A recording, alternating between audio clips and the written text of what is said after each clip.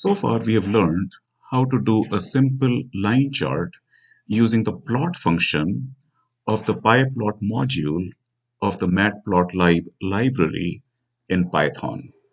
In this video, we will learn a couple more things about how to decorate the plot. For example, if we run this import command, and then if we run this plot, we see this. Now, suppose we add to this the style of the line. So within quotes, if I say O dash dash, and now if we run it, see, we see that there is a circle at the nodes and the lines are dashed.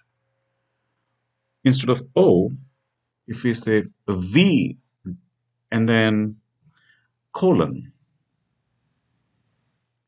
now if we run this, see, we see the V instead of an O, and we see dots.